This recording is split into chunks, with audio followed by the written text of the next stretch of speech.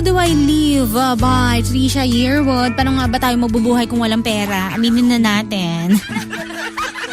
12:28 oras po natin at ngayong gabi may mga babasahin lamang po tayo kasi yung mga nakausap natin kani-kanina lamang po medyo hindi maayos ang kanilang reception. Dahil nga rin po sa pag-ulan-ulan, ingat din po pala ha sa mga kabarangay nating nasa daan ngayon, lalo na sa mga drivers po natin na pumampasada, di ba? Ingat po kayo. Kung alanganin po, hinto po muna tayo ha. Ganun Philippines nga pala, para kina Justin, sa partner ko, kahit LDR tayo, nag-e-effort ka talaga na magkita tayo. I am blessed to have you in my life. Oh, sana all. Ganun Philippines din, para kay Marilyn Perez.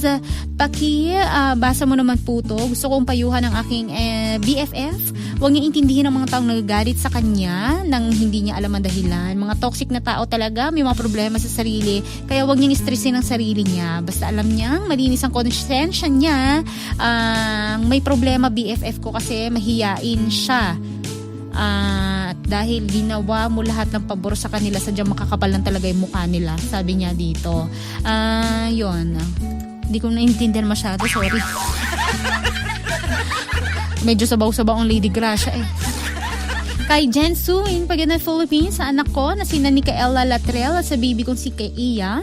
Pag na Philippines, po nila nakakatapos lang po mag-review para sa exam bukas. Pero kailangan na matulog. Kaso nag-ML pa raw, sabi dito, saglitan na lang daw. Naku, hindi ako naniniwalang saglitan lang yung ML na yan.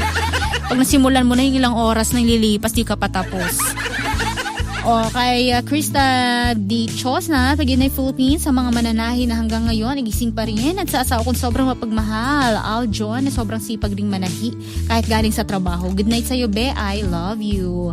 Kay Jana Calibo, sa kanyang BFF na si Shireen Cantago. Di po kasi siya nire-replyan ng seaman niya. Kung ako talaga yan, Be, di kita tutulugan. Sana all may seaman. Uy, pwede ba kayo mag-share ng mga pag-unay Philippines niyo? Alitin ko lang yung Facebook natin, Barangay LS 97.1. Mag-comment ka lamang doon. Wala na tayong mga makakausap for tonight. Bawi na lang ako sa inyo bukas. Pero pwede ko pang basahin yan. Kaya ilatag nyo na yan sa aming Facebook sa Barangay LS 97.1. Huwag kakalimutan i-like at i-follow na rin, ha? At 12:30 oras po natin, patuloy ang inyong pagtutok dito sa Barangay LS 97.1 forever.